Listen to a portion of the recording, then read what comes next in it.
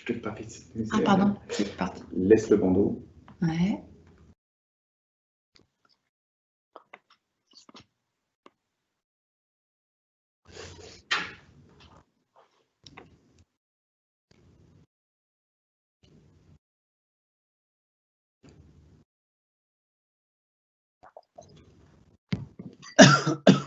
Bonjour à tous, je vous souhaite une bonne et heureuse nouvelle année. Je suis Vanessa Delevoye, je suis la rédactrice en chef d'Urbis le Mag, le magazine qui explore les villes et qui est édité par l'agence d'urbanisme de Dunkerque. Tout d'abord, merci d'avoir été aussi nombreux à vous réinscrire à ce webinaire de découverte de l'urbanisme circulaire avec Sylvain Grisot.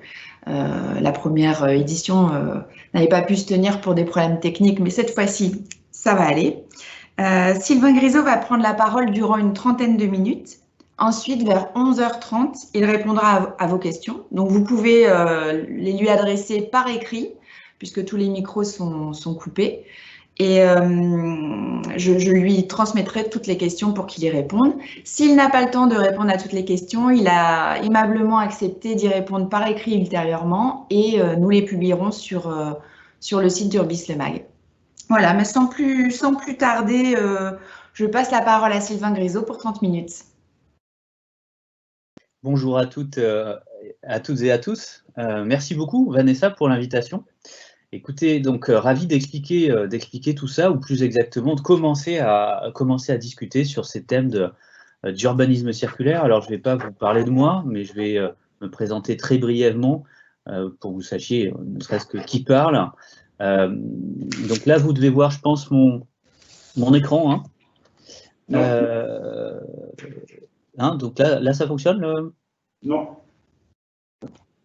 Je vais te le mettre. C'est parti. Voilà. Là, on est bon. OK. Hop. Donc moi, je suis plutôt un praticien en fait. Au travers de ma structure, qui est une toute petite agence de conseil et de recherche, Dixit.net, je travaille essentiellement sur les questions de recyclage urbain. Donc mon quotidien, c'est d'inventer des futurs à des sites urbains qui ont perdu leur usage, des sites de santé, beaucoup, des sites industriels, des centres-bourgs, etc., etc. Et puis on mène parallèlement des projets de recherche autour des questions de la ville frugale et plus exactement de l'urbanisme circulaire. Alors c'est un travail qui est en cours, un travail qui démarre avec la publication d'un bouquin, mais qui ne vient pas conclure une réflexion, mais au contraire qui vient plutôt démarrer cette réflexion-là. Donc je vais vous partager là aujourd'hui à la fois quelques trouvailles, mais aussi beaucoup de doutes, puisque c'est un processus qui doit démarrer, qui doit s'amorcer. Alors, peut-être pour commencer, partager quelques constats. Déjà, le constat d'une forme d'impasse sur notre façon de faire la ville. Alors, pourquoi je dis ça? On a une croissance de la ville qui est connue et qui est évidemment liée à la croissance de la population. Alors, population mondiale, évidemment, population européenne aussi, mais aussi la part urbaine de cette population-là. Donc, très logiquement, on a une augmentation de la population, on se doit d'avoir une augmentation de la surface de la ville pour l'accueillir. Ça, c'est l'image qu'on connaît bien de ce grignotage progressif de la campagne par sa ville. Ça, c'est une image un petit peu moins bucolique, évidemment. Alors, pour ça, on a inventé une unité de surface en France qui s'appelle le département. Alors, vous savez que c'était une unité administrative, mais normalement, quand je commence un discours de ce type-là, quand je parle de croissance de la ville, je dois dire, en général, vous savez, en France, la croissance de la ville consomme l'équivalent d'un département tous les 10 ans. Alors, il y a des variations. Très longtemps, ça a été un département tous les 7 ans. Nicolas Sarkozy avait dit un département tous les ans, mais parfois il en fait un petit peu trop. Et puis plus récemment, la ministre de l'écologie a précisé les choses, précisé l'échelle, en tout cas l'unité. C'est un département comme la Drôme tous les 10 ans. Alors j'ai une très bonne nouvelle pour vous, c'est qu'en fait, on ne consomme pas l'équivalent d'un département tous les 10 ans, comme on l'entend dire depuis des années et des années. On consomme l'équivalent d'un département, alors un département moyen, métropolitain, j'ai enlevé la Guyane, qui faisait les statistiques, tous les 20 ans. Voilà, donc finalement, c'est peut-être pas si grave que ça. C'est peut-être pas si grave et en même temps, c'est une vingtaine d'aéroports Notre-Dame-des-Landes tous les ans, c'est 375 Europa City tous les ans, et c'est 5 stades de foot toutes les heures. Et pour autant, on n'a pas de manifestation dans les rues de Nantes et on n'a pas de tribune dans Libération. Alors, essayons de comprendre un peu tout ça. On a une croissance de la ville, croissance de la surface de la ville qui, en effet, va retrouver les territoires dynamiques, hein, notamment les métropoles françaises, notamment les espaces littoraux qu'on connaît bien. C'est ce qu'on va retrouver en rouge ici. Hein. Là, c'est l'intensité de consommation des naves, donc c'est pas du tout le pâté breton, hein, les naves, c'est les espaces naturels agricoles et forestiers. Donc on va retrouver une plus forte densité finalement là où on l'attend. Jusqu'ici, tout va bien. Pour autant, quand on reprend les courbes, on s'aperçoit que la surface de la ville a crû 3 fois plus vite que la population, hein, ces 50 dernières années. Si on zoome encore à une échelle régionale, par exemple en comparant Pays de la Loire et Bourgogne, alors on ne va pas comparer les crues, hein, je suis nantais donc ce n'est pas forcément en notre faveur. Par contre, en termes de dynamique démographique, on est sur des dynamiques très différentes, pour autant avec des régions qui ont des surfaces très proches. D'un côté, une très forte croissance dans les Pays de la Loire entre 2010 et 2015, et globalement une stagnation en Bourgogne. Et bien quand même, la Bourgogne a consommé un tiers de ce qu'a consommé en sol, en surface de sol, Pays de la Loire. Donc quelque part, même à vide, même avec une faible croissance de population, voire une stagnation, on a une croissance de la ville, une consommation de sol des périphéries urbaines. Alors ça va même plus loin en fait, si on prend simplement les communes qui ont perdu des habitants, toujours sur la même période 2010-2015, en fait on a un quart des lotissements, un quart des surfaces attribuées à l'habitat qui sont consommées dans des communes qui perdent des habitants. Donc là où on perd des habitants, on consomme un quart du foncier dédié uniquement à l'habitat.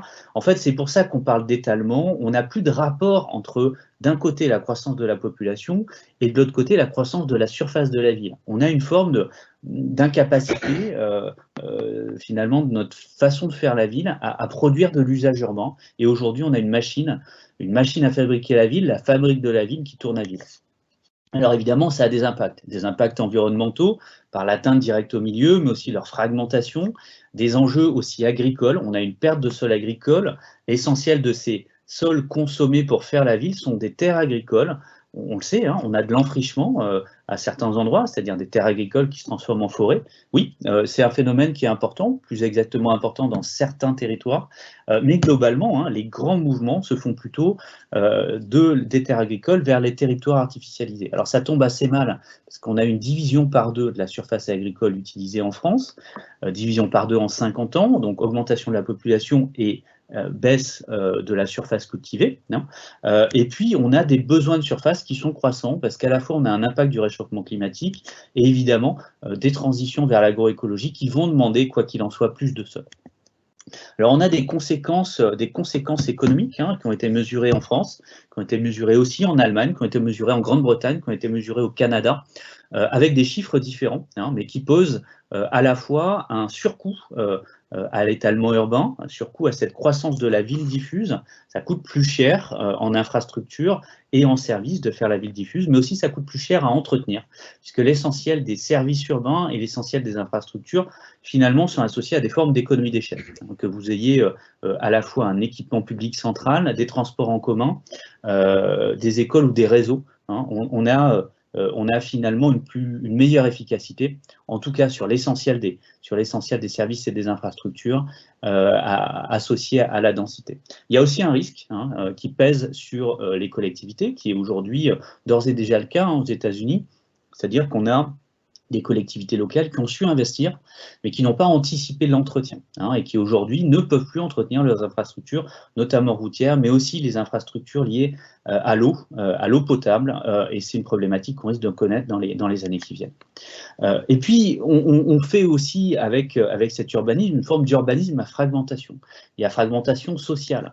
Là, je vous montre des éléments autour de la métropole toulousaine, hein. En fait, si on reprend les tranches d'âge, qu'on enlève les décès, les naissances, on s'aperçoit que dans la ville de Toulouse, finalement, n'arrivent que des étudiants, et partent notamment des enfants et leurs familles. Ils ne vont pas à Toulouse métropole, hein, l'échelle institutionnelle, finalement, la métropole administrative, mais ils vont dans la métropole réelle, c'est-à-dire la zone d'emploi qui est aujourd'hui polarisée vers Toulouse pour trouver de l'emploi. Ils vont donc dans un périurbain dans lequel ils n'ont pas d'emploi et viennent nourrir les bouchons domicile-travail, notamment aux horaires d'ouverture des usines Airbus. Et puis, il y a eu évidemment une impasse climatique, hein, artificialiser les sols, c'est finalement leur empêcher aussi de stocker du carbone. C'est dans les sols agricoles, mais aussi et surtout les prairies et les forêts, qu'on arrive à stocker le mieux aujourd'hui le carbone. Or, on s'aperçoit qu'on est dans notre budget carbone aujourd'hui, qui a vocation à énormément se restreindre. On est aujourd'hui sur la ligne du haut, il faut qu'on arrive à la ligne du bas. On s'aperçoit que la moitié de notre budget carbone est finalement associée à l'endroit où on vit, à la fois notre logement d'un côté et notre mobilité du quotidien. Alors, on arrive dans ce système-là à une forme d'asphyxie, et notamment une asphyxie du système automobile, parce qu'évidemment, l'étalement de la ville génère un surusage de la voiture. Plus exactement, en fait, l'étalement urbain, il est à la fois, il a pour conséquence finalement l'intensification de la mobilité automobile, mais la mobilité automobile, c'est aussi la cause de l'étalement urbain. Alors, je vous propose qu'on fasse un petit retour en arrière, pour qu'on essaie de comprendre comment tout ça est né, et pour qu'on réalise aussi que ce n'est pas un modèle si récent que ça. Pour autant, ça n'a pas été un modèle éternel. Alors, le moteur de l'explosion, c'est évidemment l'arrivée de la voiture. 1908, la Ford T, la massification de l'outil automobile et son irruption dans la ville. Alors, pas de façon aussi évidente qu'on pourrait le croire. Là, je vous présente une image de 1900. Donc, on est dans la 5e avenue, à New York. On a ce jour-là, c'est le jour de Pâques, on a une grande parade tous les ans. Et ce jour-là, on a des calèches et une voiture. 1913, on a des voitures et une calèche. Une forme de révolution technologique qui a l'air aussi brutale et aussi évidente que l'éruption du smartphone dans nos poches. Alors, il se trouve que ça s'est fait de façon beaucoup plus douloureuse que ça. Les années 10 et les années 20 aux États-Unis sont marquées par des débats extrêmement virulents autour de la place de la voiture dans la ville, avec la volonté de certains d'interdire la voiture ou de lui imposer des limitateurs de vitesse. Et oui, on avait déjà ces débats-là à l'époque. Pourquoi? Parce qu'on a tout simplement des milliers de morts. On a l'irruption d'un véhicule rapide dans un système qui n'était pas organisé, c'est-à-dire la rue. Il n'y avait pas de hiérarchisation, il n'y avait pas d'organisation des flux et l'ensemble des flux se croisaient. Les films de l'époque sont assez intéressants, les films de rue, ils font assez peur parce que finalement on a un croisement à la fois de vélos, de piétons, de calèches, de chevaux, et tout ça se passe finalement, bon an mal an, relativement bien. Sauf qu'avec l'éruption de la voiture, on a des dizaines, des centaines et des milliers de morts aux États-Unis, avec des débats extrêmement virulents, avec une campagne à un moment menée, notamment par les Automobile Clubs, par l'industrie automobile et aussi par le gouvernement, une campagne d'ingénierie sociale extrêmement importante qui a retourné finalement la cause, ou plus exactement la responsabilité de l'accident, avec notamment un personnage qui s'appelle Jay Walker. Je vous invite à lire un certain nombre de papiers qu'on a fait là-dessus. C'est un moment extrêmement intéressant puisqu'on retourne la responsabilité. C'est pas la voiture qui tue le piéton, c'est le piéton qui ne sait pas traverser. À tel point qu'on arrive à inverser finalement l'organisation de l'espace public et de créer, de commencer à adapter la ville à la voiture en 1925, avec la première législation qui impose aux piétons finalement des règles pour franchir la voirie. Il doit traverser quand c'est le moment pour lui, quand le feu est vert pour lui, etc. etc. Alors, c'est à ce moment-là où on a le croisement des courbes. 1925, c'est le moment où on a plus de voitures en circulation que de chevaux. Donc, on a une baisse de l'usage des chevaux qui est progressive, qui n'est pas complètement immédiate. Et c'est aussi le moment où on invente les premières boîtes de nourriture pour chiens aux États-Unis, 1924. Alors, c'est pas sans relation. C'est parce qu'on a mis les fameux chevaux dont on n'avait plus besoin, les chevaux excédentaires, dans ces boîtes-là. Donc, deuxième victime, après les piétons, de l'irruption de la voiture dans la ville, c'est les chevaux, et ensuite ce seront les tramways électriques, avec leur disparition à partir des années 30 des villes américaines, et puis plus globalement jusqu'aux années 50-60, leur suppression, l'ensemble des métropoles occidentales, en tout cas la plupart, sauf quelques éléments résurgents. Alors, là, je vous ai parlé de la transformation de la ville, de son adaptation à la voiture. Je n'ai toujours pas parlé de territoire, encore moins d'étalement urbain. En fait, tout ça n'arrive qu'après la Seconde Guerre mondiale. C'est-à-dire ce système automobile, il permet d'inventer un nouveau système urbain, une nouvelle façon de faire la ville, finalement, une autre fabrique de la ville. C'est notamment des fils Leavitt. Leavitt & Sons, c'est une entreprise générale de construction américaine qui a vivoté évidemment pendant la guerre, faute de matériaux, faute de marché. Et un des fils Leavitt a fait la campagne d'Europe dans le génie américain. Il a été vraiment impressionné par les modes constructifs utilisés par le génie. Donc c'est de la standardisation, hein, des baraquements standards, ils sont tous pareils, et c'est de la préfabrication hors site. On arrive, on construit ailleurs et on vient poser les éléments préfabriqués, ça va très vite. Par contre, c'est une autre façon de faire, hein, une forme d'industrialisation. Finalement, c'est le parallèle avec la Ford T. Alors, pour faire une maison standard, pour autant, il faut un foncier standard, il faut un sol standard, une emprise, une parcelle standardisée. Quoi de mieux, finalement, qu'un foncier agricole, quoi de mieux qu'un champ pour poser une maison qui serait complètement standardisée, sur lequel, qui doit, quelque part, adapter le foncier à ce qu'elle est, hein, et non pas s'adapter à son contexte. Or, construire dans la ville, c'est s'adapter à la fois à un parcellaire complexe, à un parcellaire éventuellement bâti, à des formes un peu bizarroïdes, etc., etc. Donc on a une sortie de la ville avec l'acquisition par les Wheat & Sons de champs de patates et d'oignons en périphérie de New York. New York qui a été équipé pendant les années 30 notamment d'un réseau autoroutier, et donc finalement la périphérie devient accessible grâce à ce réseau autoroutier. Et ils font l'acquisition de champs pour construire des premiers quartiers monofonctionnels. C'est la naissance du suburb, l'invention d'un modèle, à la fois d'un modèle de ville, mais un modèle de production de la ville aussi, puisqu'on est sur une initiative privée, on est sur la monofonctionnalité, on est sur une très forte homogénéité sociale, puisqu'on a uniquement des blancs qui sont accueillis dans ces Lewitt Town, hein, une première à New York et ensuite un modèle qui va se déployer. Et puis on est aussi sur un mode de financement qui est particulier, puisqu'en fait les premières Lewitt Town sont réservées aux anciens combattants. Parce que les anciens combattants donc de la campagne d'Europe bénéficiaient de garanties d'emprunt par l'État fédéral, et donc il y a eu la capacité d'inventer finalement cet endettement massif des ménages pour l'acquisition de leur résidence principale. Alors, ironie de l'histoire, en 2007, la crise de subprime, c'est l'effondrement de ce système, le surendettement des ménages américains pour l'acquisition de leur logement. 2007, c'est aussi la faillite de Lewitt & Sons, qui avait inventé très largement ce système-là. Alors, pour le moment, on n'est qu'en périphérie de New York, donc toute fin des années 40, début des années 50, et finalement, le modèle du suburb, qui va être récupéré par d'autres opérateurs, va s'étendre qu'à partir de la fin des années 50, début des années 60 aux États-Unis, notamment à l'occasion d'un grand plan d'investissement autoroutier, à partir de 56, qui est à la fois un plan d'infrastructure, mais aussi un plan de défense. On crée des routes aussi pour permettre à l'armée américaine de protéger le homeland, le territoire national. Ça va permettre le développement du modèle dans les années 60 et finalement sa généralisation sur le territoire américain. La transposition de tout ça en France est un peu plus tardive. En fait, on a un équipement du territoire qui est plus progressif, qui démarre vraiment à la toute fin des années 70 en termes de réseau autoroutier, même si on a des investissements routiers qui sont importants en amont. On va retrouver aussi l'irruption du modèle résidentiel, finalement du pavillon, qui n'est pas tout à fait le modèle du suburb, avec la maison Phoenix dans les années 1960, donc la standardisation du logement, mais aussi l'irruption d'opérateurs, de petits opérateurs dont on va connaître, à la fois Phoenix, mais des aménageurs type Bouygues, qui vont commencer comme ça.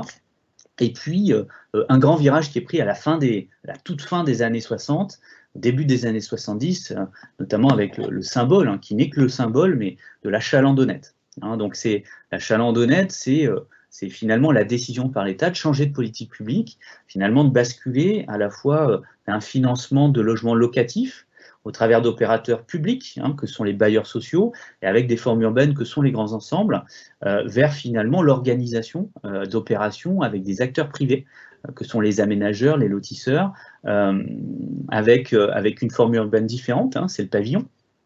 Et puis la promotion finalement de ce qu'on a appelé derrière une France de propriétaires, finalement, donc de l'acquisition de la résidence principale par les ménages, de l'investissement, et donc on est sur des formes d'initiatives assez différentes.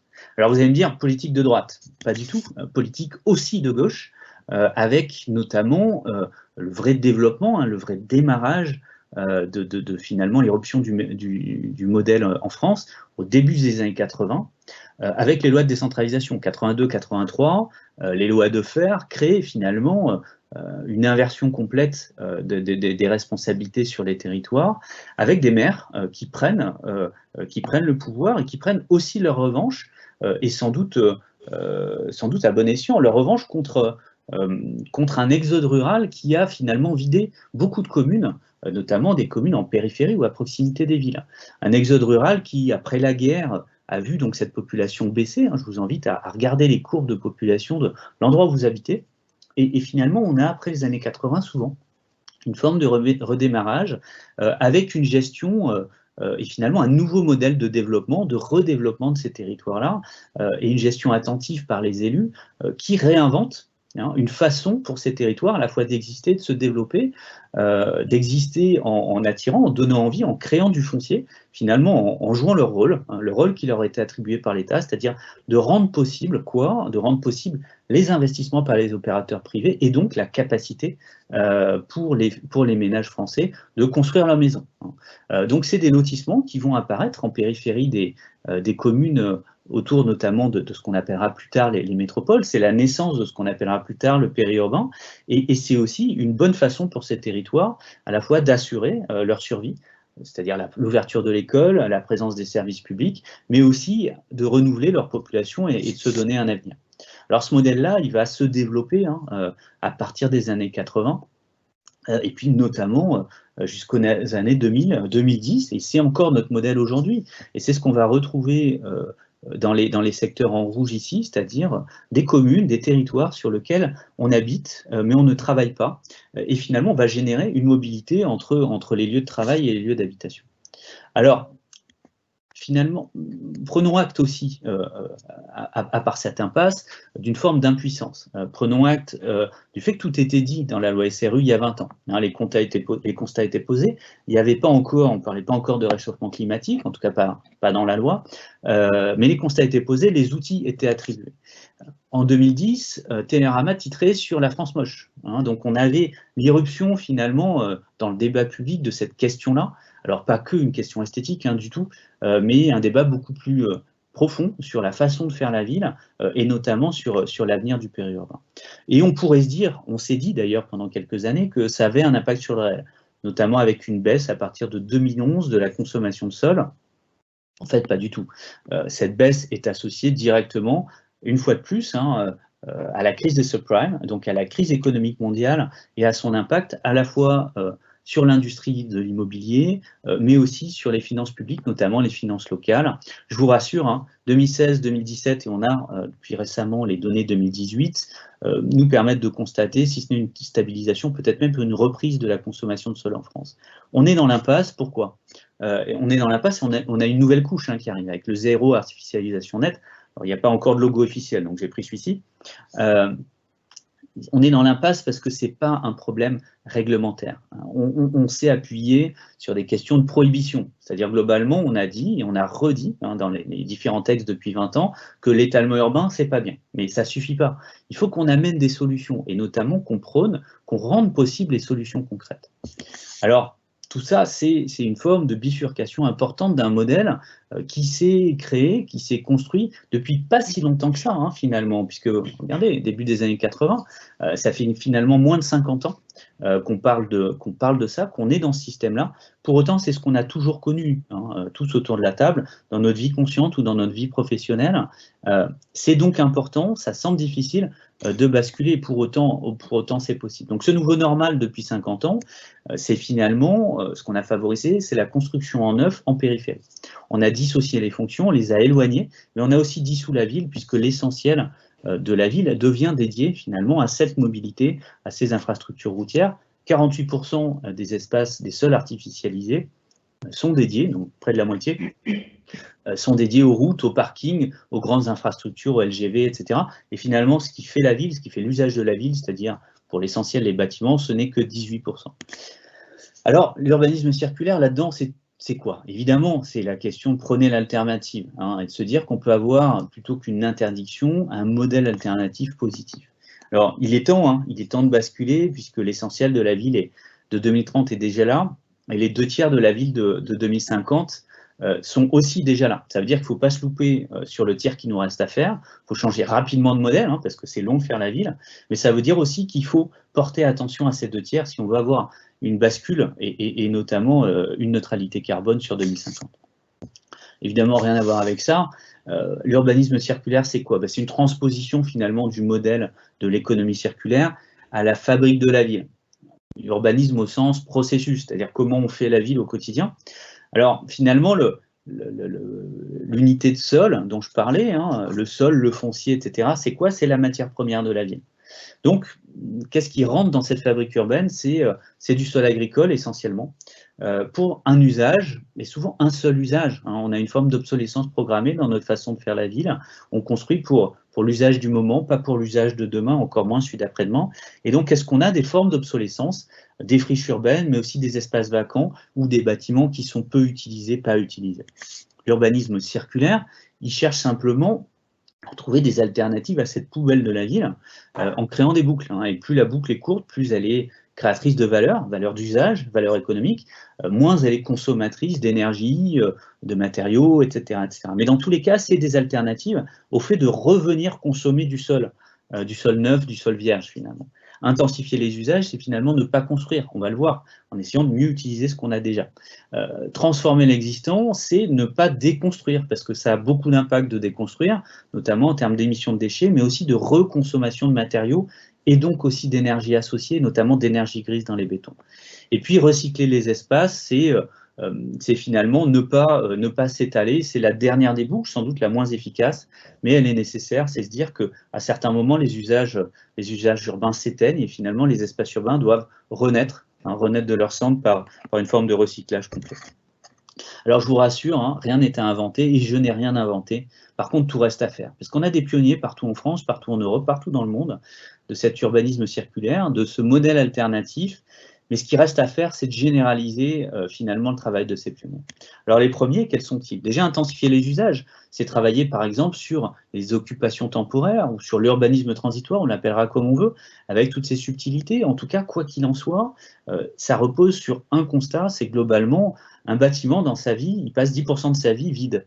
Soit parce qu'il attend les premiers occupants, par exemple un rez-de-chaussée commercial qui peine à amorcer, ou il attend une grosse réhabilitation ou sa déconstruction, par exemple. Et là, on sait que par d'autres modes d'organisation, on peut créer de nouveaux usages ou positionner des usages existants ici plutôt que d'aller construire ailleurs. C'est finalement plus d'usages dans la ville sans construire, en jouant notamment sur ces 10%.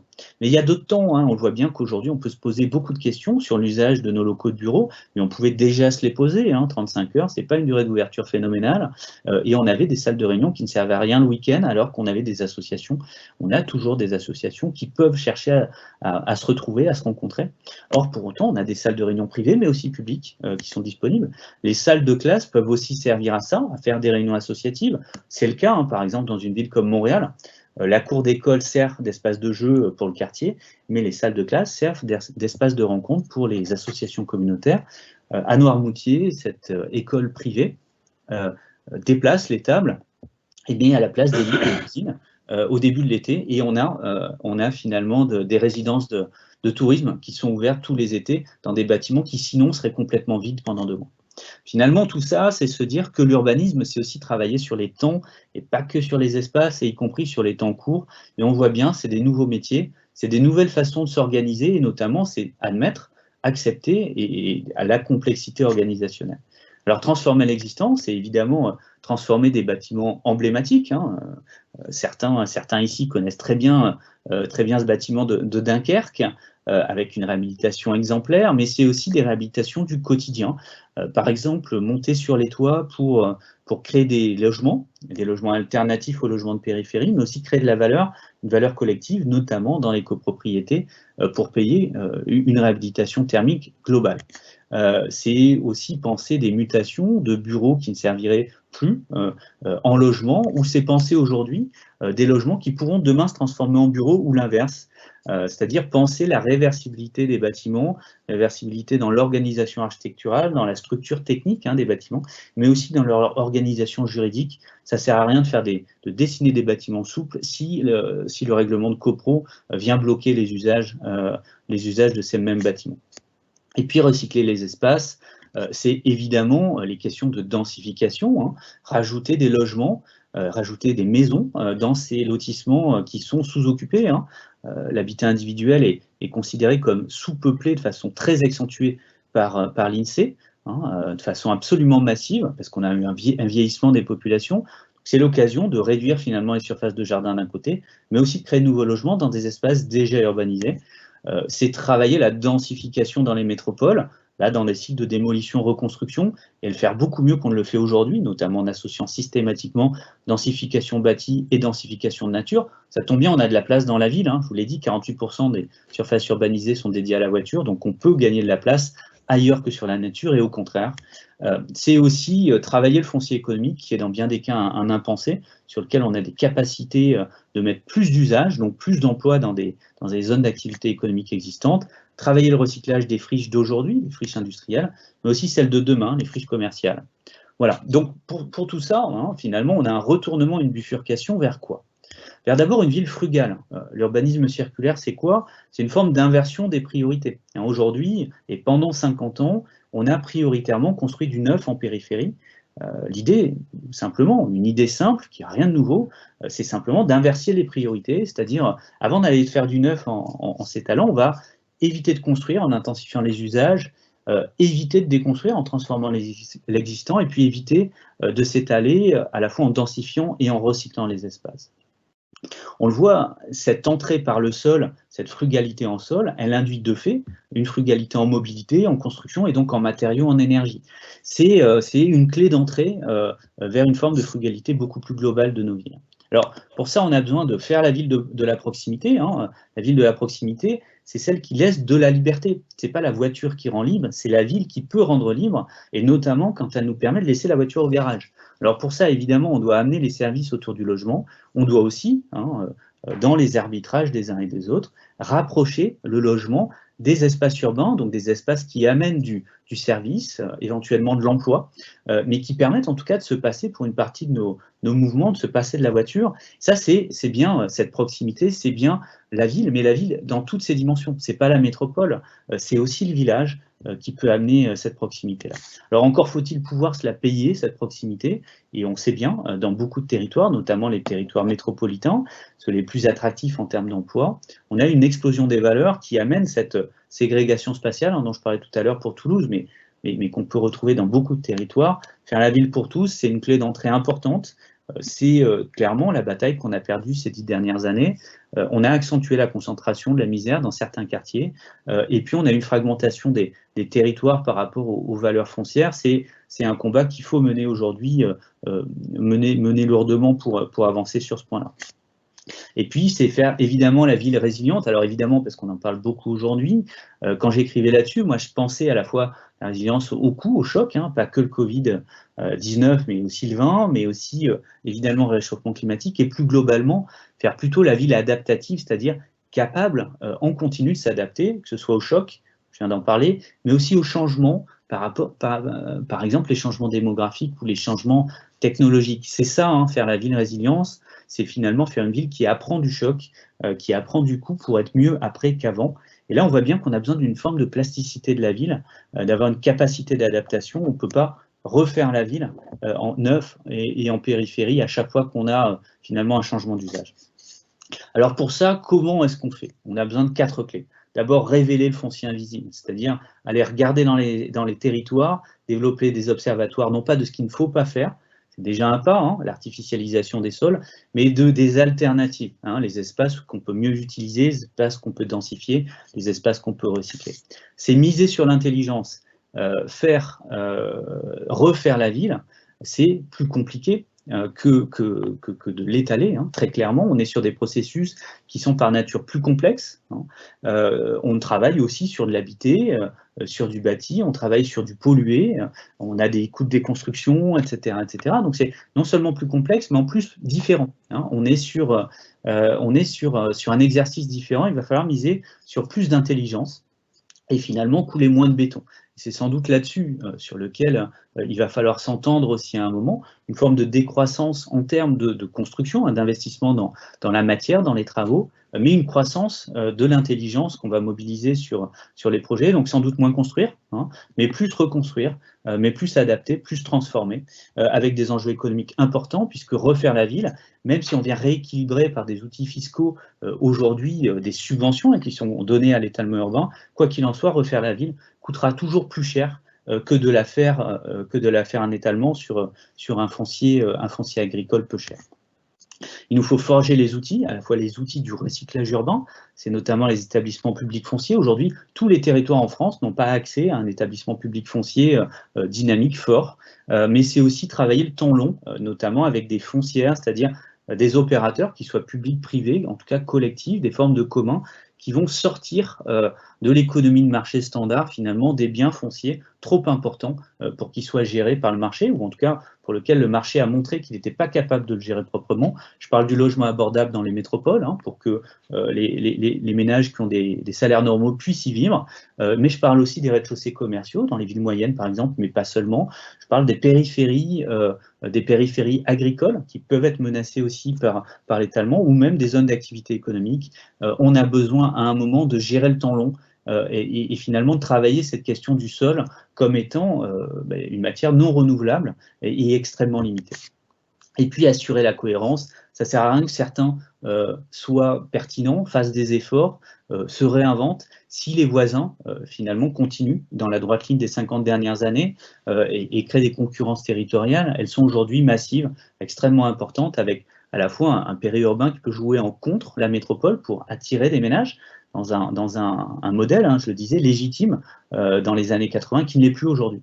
Et un périurbain qui doit se redévelopper, se repenser, sur lequel il y a un champ de réinvention extrêmement important, mais aussi des métropoles qui ne jouent pas leur rôle, notamment en n'accueillant pas, en n'hébergeant pas leurs familles. Donc on a besoin d'assurer cette cohérence territoriale. C'était mes 4 outils, et vous voyez bien, tout ça est un poil compliqué. Il faut penser systémique pour repenser le système. On a même inventé un jeu de cartes là-dessus, c'est la fraise de la ville.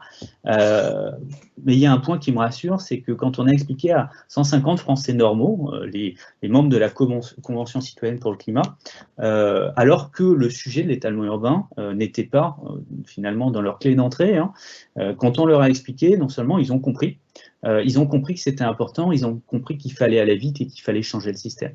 Beaucoup d'entre eux habitent dans le périurbain, beaucoup d'entre eux utilisent la voiture comme moi, mais pour autant, ça ne veut pas dire qu'on ne veut pas et qu'on ne peut pas changer. Par contre, il faut prendre le temps de l'expliquer, il faut prendre le temps d'avancer. Nécessité de bifurquer, de changer de modèle, de changer de système, opportunité aussi individuelle.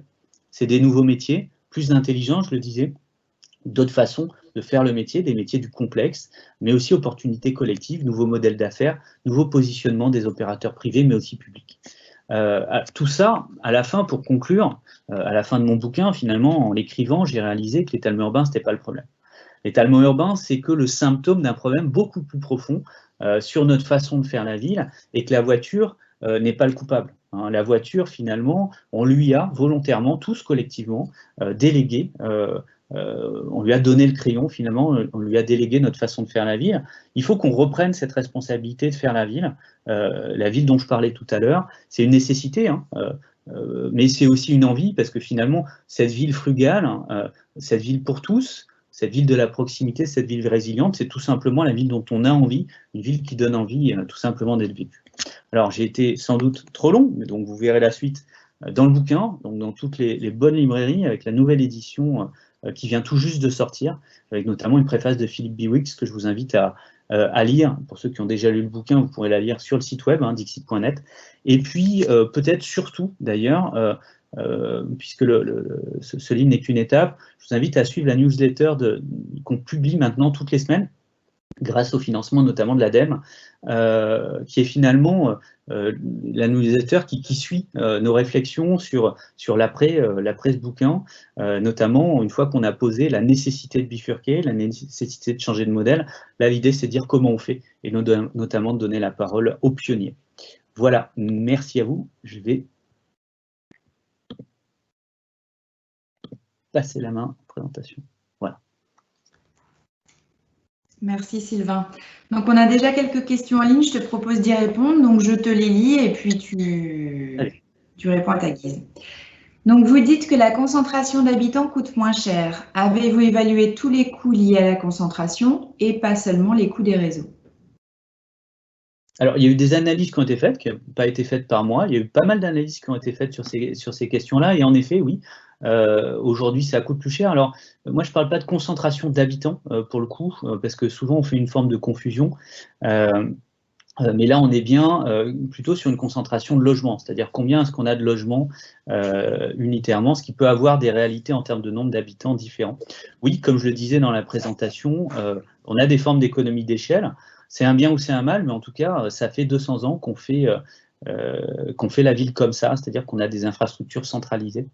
Peut-être qu'on aura demain des formes de décentralisation, mais aujourd'hui, ce n'est pas le cas. Et faire tourner un bus diesel à moitié vide, ce sera toujours plus cher que de faire tourner un tramway qui est plein.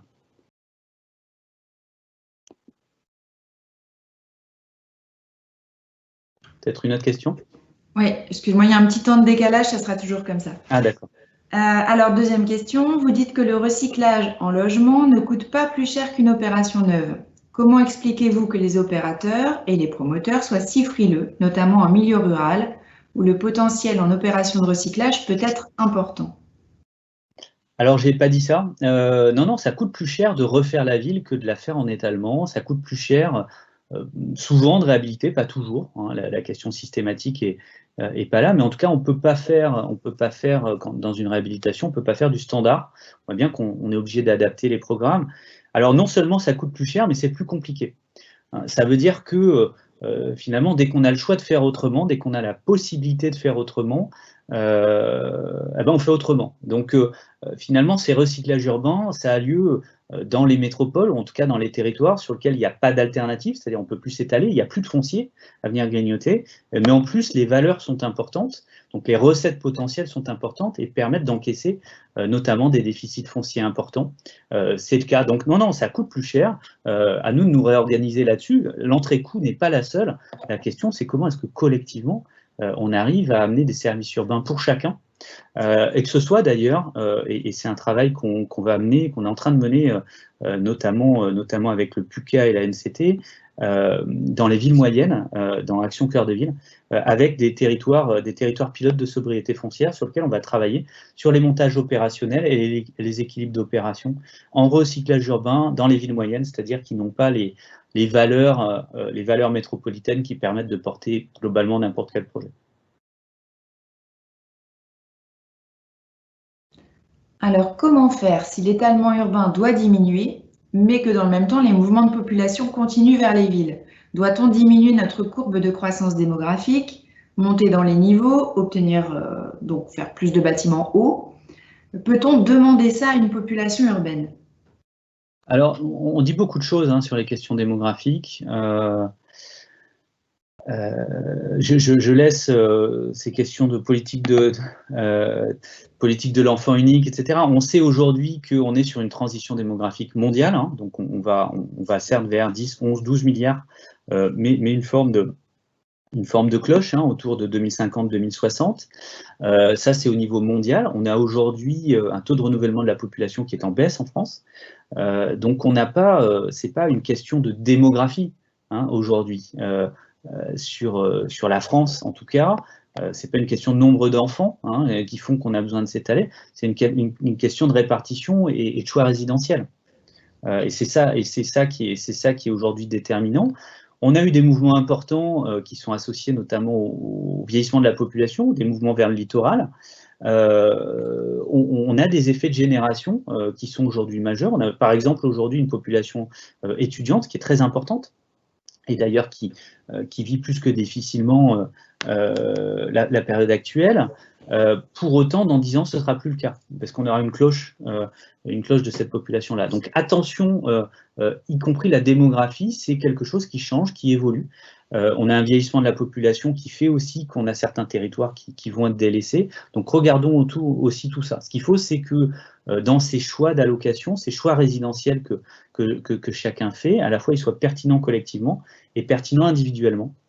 Et aujourd'hui, si on prône une forme de distance à la ville, si on prône l'étalement urbain finalement, si on dit à des ménages, écoutez, prenez de la distance, habitez un peu plus loin, vous ferez un peu plus de voitures, mais tout ira bien et vous serez propriétaire. Si on ne crée pas les alternatives, qu'est-ce qu'on va avoir dans 10, 15, 20 ans? Des ménages ultra dépendants de véhicules qui ne pourront plus payer, tout simplement parce qu'on aura la crise d'après, qui est peut-être la crise alimentaire, mais qui est sans doute aussi la crise pétrolière. Donc aujourd'hui, il faut qu'on regarde loin et que globalement, on se dise, la question, c'est d'habiter les villes de toute leur nature, les petites aussi, les villages, habiter cette proximité, parce que c'est ça qui fait la ville résiliente. Après, que chacun des territoires invente son modèle, qui est plus ou moins associé aux dynamiques métropolitaines, mais il faut arrêter de singer uniquement cette question de l'association de la dynamique métropolitaine avec l'attractivité. On peut avoir d'autres moyens aussi d'être attractif.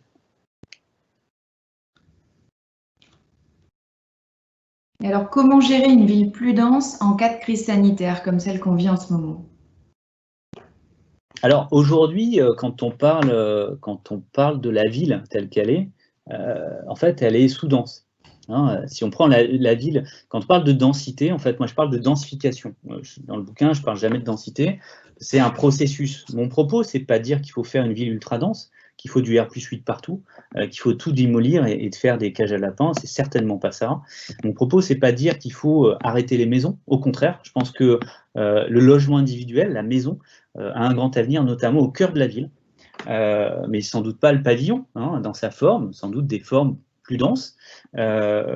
Donc, ville plus dense, en fait, aujourd'hui, on fait une ville qui est sous-dense. La ville moyenne en France, c'est quoi? Il y a un rond-point, il y a un cabinet vétérinaire à côté du rond-point, un bout de lotissement, un courte-paille abandonné et un parking de supermarché. C'est un peu ça, la ville moyenne. C'est pas la ligne 14 en plein Paris. C'est pas Paris. Paris n'est absolument pas représentatif de ce qu'est la ville en France, comme l'ensemble d'ailleurs des centres-villes anciens, des centres-villes historiques. Donc densifier, c'est rajouter de l'usage à ce qu'il y en a déjà. Et finalement, l'espace, on va pouvoir plus densifier, où c'est le plus intéressant de le faire, c'est finalement sur ce qui est sous-dense, c'est-à-dire c'est le périurbain. C'est finalement cet espace où on a un tiers de la population en France qui vit bien dans bien des cas, des espaces qui ont déjà des qualités, mais qui ont aussi la capacité de se réinventer pour attirer un peu plus d'habitants, pour attirer beaucoup plus de services, beaucoup plus de fonctions urbaines pour que ce soit des vrais lieux de vie et pas simplement des lieux de résidence.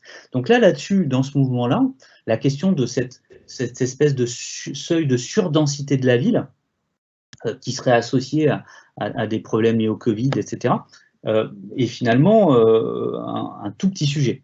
Hein, un tout petit sujet. Pour autant, si on doit traiter dans les espaces très denses, donc vraiment le cœur des métropoles régionales et Paris, donc extrêmement peu de surface, si on doit traiter cette question de la densité, aujourd'hui très clairement on a besoin de place. On a besoin de place notamment parce qu'on a besoin à la fois d'avoir de la place pour circuler, pas être en surdensité, mais aussi avoir de la place pour vivre dans cette proximité, notamment parce qu'aujourd'hui, on passe toute la journée, dans bien des cas, dans notre logement, et pas simplement la nuit. Donc on a besoin notamment d'espaces verts, on a besoin d'espaces publics qui soient vraiment fréquentables avec de la place. Ça tombe bien, on a une capacité d'inventer ces centres-villes très denses, de les réinventer, puisque c'est vraiment le lieu de la proximité. C'est-à-dire que ce n'est pas l'endroit où on a le plus besoin de la voiture, et notamment de la voiture qui ne sert à rien, c'est-à-dire de la voiture garée. Or aujourd'hui, même dans une ville comme Paris, qui pour le temps a connu très largement une bascule, avec une baisse du taux d'équipement, on a encore 50% d'espace public qui est dédié à la voiture, alors qu'il devrait être dédié aux humains, tout simplement dans toutes ces natures, et donc de la place à la fois d'espace de vie collective, mais aussi une place pour la nature qui peut être beaucoup plus importante. Ce mouvement de baisse du taux d'équipement des ménages, c'est-à-dire le nombre de véhicules, c'est un mouvement qu'on connaît partout en France. On le connaît, il est assez marqué, par exemple, dans la métropole lyonnaise, et pas que à Lyon, dans l'ensemble de la métropole. Ça veut dire moins de voitures, moins de parking, plus de place. Et aujourd'hui, on a un suréquipement en stationnement, notamment, qui permettrait de dégager de la place en surface, avec une sous-occupation de nos parkings souterrains, par exemple. Et s'ils devenaient moins chers, par exemple, on pourrait dégager de la place dans la rue et donc avoir plus de place. Donc oui, mais tous les espaces très denses n'ont pas vocation à être densifiés. Il y a tellement de place ailleurs. On a une question sur les zones d'activité et notamment leur recyclage foncier dans un contexte de concurrence territoriale délétère avec des prix tirés vers le bas. Donc, comment faire pour recycler ces friches spécifiques, les zones d'activité vieillissantes? Pardon. Donc oui, vrai sujet, double sujet, à la fois la concurrence délétère, qui tend à se calmer un petit peu, parce que là, on a quand même un peu de mal à faire ces fameuses extensions ou ces nouvelles zones. ça devient un petit peu plus compliqué de justifier l'injustifiable, notamment quand on pense à la bonne échelle, c'est-à-dire qu'aujourd'hui, les zones d'activité ne sont plus pensées à l'échelle communale, mais à l'échelle des EPCI, donc des intercommunalités, des Comcom, etc. Et tout de suite, on en fait moins, parce qu'on s'aperçoit qu'il y en a trop. Éventuellement, on pourrait arriver à les faire différemment, ce serait aussi bien. Donc c'est un enjeu qui est extrêmement important. 1, arrêter cette concurrence. 2, arrêter de subventionner. Parce qu'aujourd'hui, c'est des opérations qui sont quasi systématiquement déficitaires pour les collectivités. Donc, on ne fait même pas payer aux entreprises les coûts. Et puis, on a des formes de commercialisation qui font qu'on a une sous-densité. C'est-à-dire que le foncier est tellement peu cher pour être attractif que les entreprises en achètent trop, avec des rêves de grandeur, des rêves de croissance. Donc, il y a des alternatives déjà pour faire ce qu'on fait aujourd'hui différemment. Par exemple, on a des systèmes de foncières, donc des opérateurs qui à la fois aménagent, mais ne vendent pas le foncier.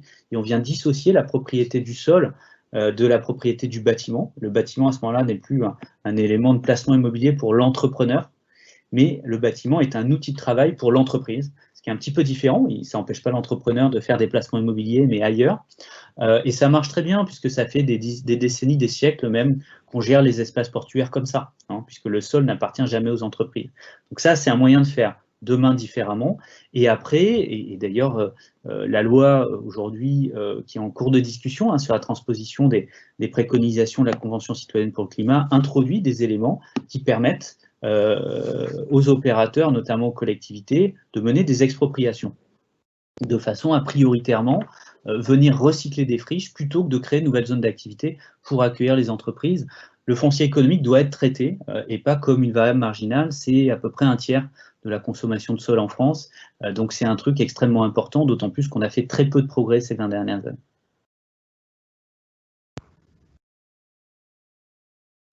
Une question un petit peu longue que je te lis intégralement. J'imagine que créer de l'emploi ailleurs qu'en ville et également revaloriser d'autres métiers que ceux que l'on trouve en ville est une nécessité pour la ville frugale. Dès lors, cela passe dans l'éducation et incite à une frugalité philosophique aussi. L'architecte et l'urbaniste sont-ils avant ou après cette réflexion? Changer la ville, oui, mais comment changer les esprits? Bon, il y a beaucoup de questions. Peut-être sur le changement d'état d'esprit qui peut ouais. Comment diffuser cette pensée, comment tu t'y prends toi, comment faire? Alors, un petit point, d'abord, je vais traiter les deux, la question du rôle de l'architecte et de l'urbaniste. Je pense qu'il doit changer. Je pense qu'il doit changer, notamment en re-questionnant le pourquoi on fait.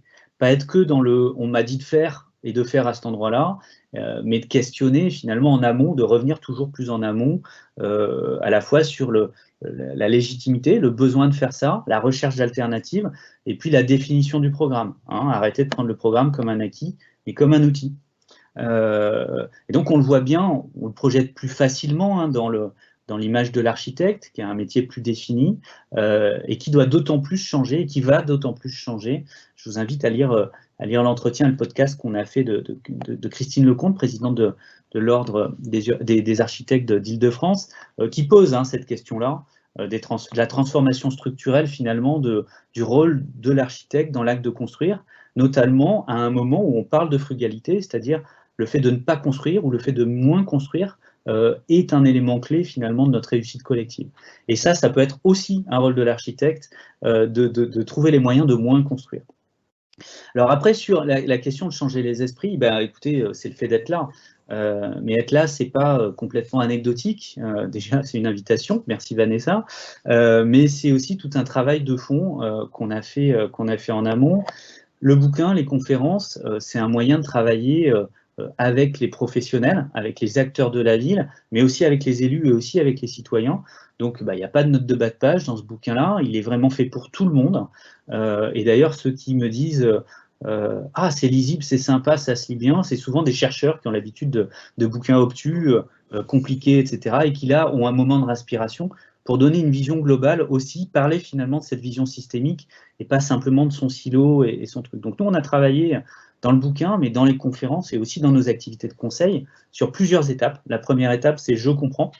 Je comprends, ça veut dire que j'ai besoin de rationalité, j'ai besoin de chiffres, mais ça ne suffit pas. Ça ne suffit pas à changer des comportements. Donc il y a « je sens » aussi. C'est pour ça que ce bouquin, il commence Il commence par, non pas une introduction, mais une histoire, un récit. Donc on travaille les imaginaires aussi pour faire comprendre à la fois qu'il faut changer, mais que c'est bien, et ça peut nous donner une ville qui donne envie d'être vécue.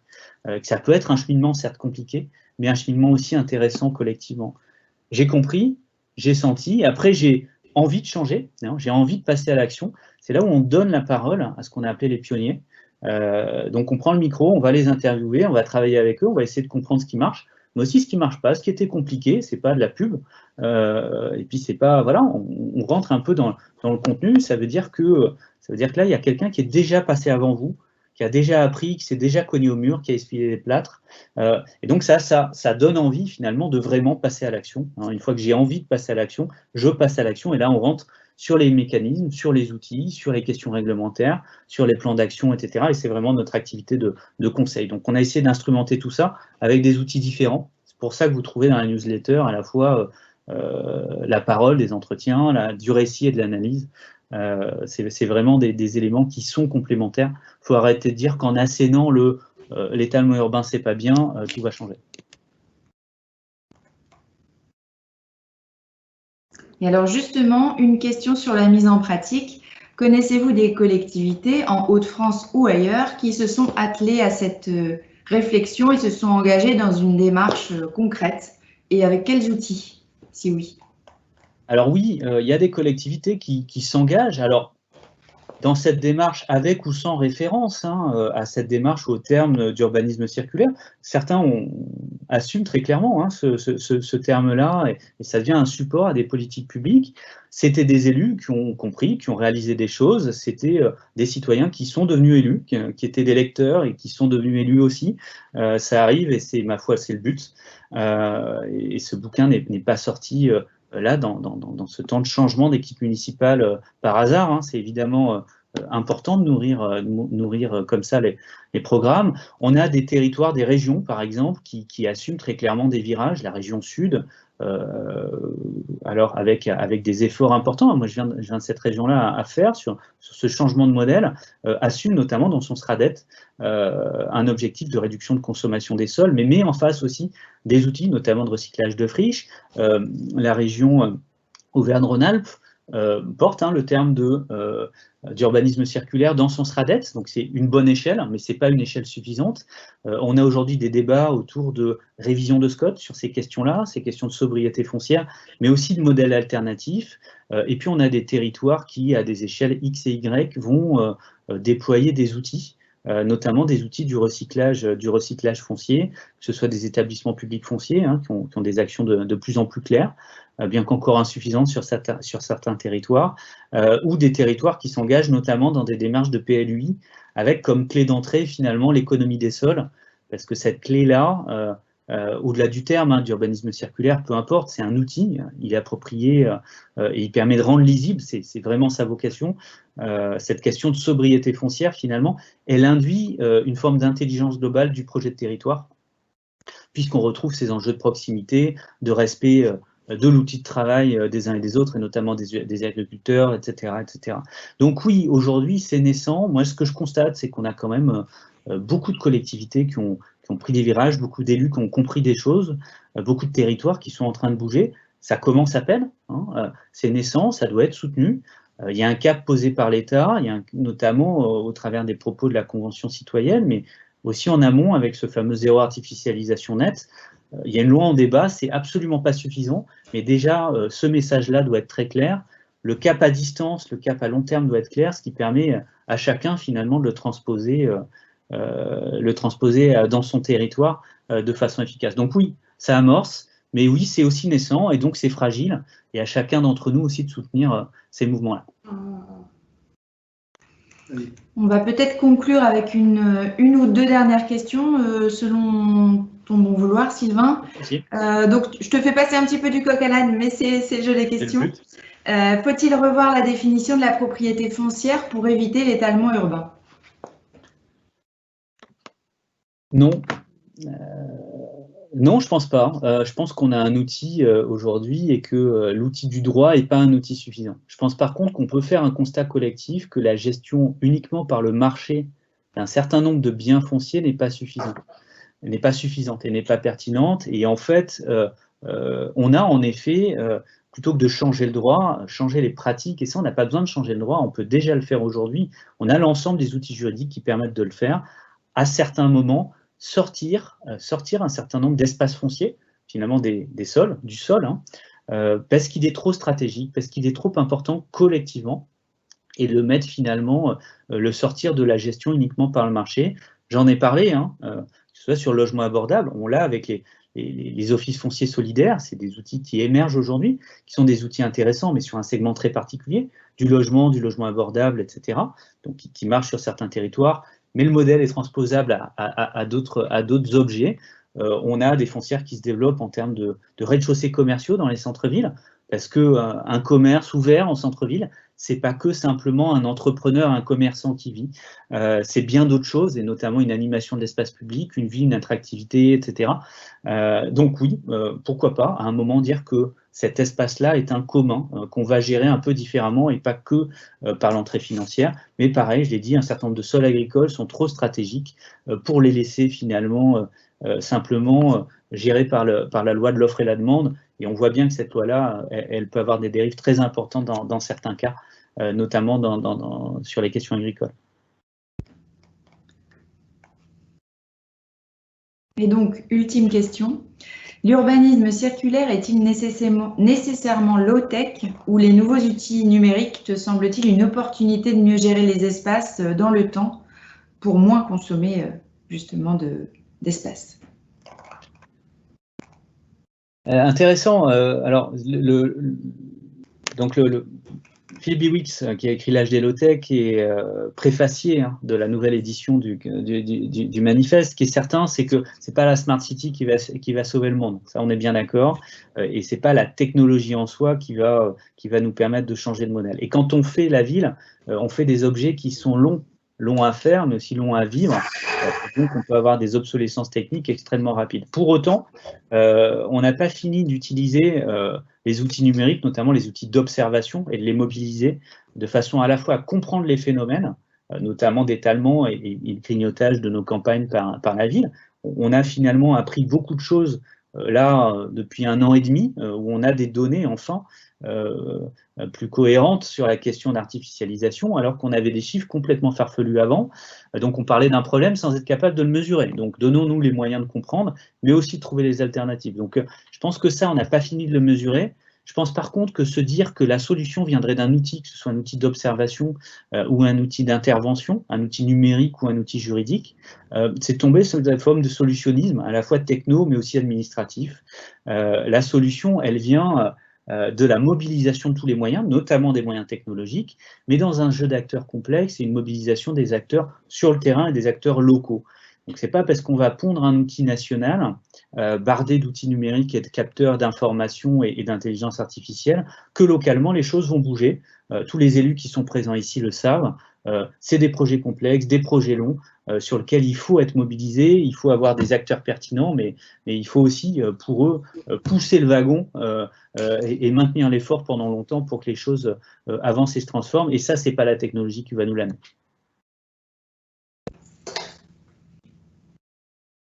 Eh bien voilà, ce webinaire se termine. Donc je tiens, Sylvain, à t'adresser un grand merci d'avoir accepté de participer gracieusement à notre rendez-vous d'Urbis Le Mail. Tu as parlé de ton livre et moi j'en remets une couche. Donc j'ai l'ancienne édition, mais la nouvelle est encore mieux. Et l'ancienne était déjà géniale. C'est vraiment un bouquin à lire. Voilà, ça je peux le dire. Je le conseille à tous. Concernant la GUR, je remercie Franck Mérel, Bernard Weisbecker, le directeur et le président, pour la confiance qu'ils nous accordent, et puis Alain Caneparo qui est en face de moi pour la technique. Voilà, je vous donne rendez-vous très vite pour un nouveau webinaire sur un sujet qui n'est pas encore déterminé, mais que je vais tâcher de rendre le plus intéressant pour vous tous. À bientôt. Merci à vous. Merci.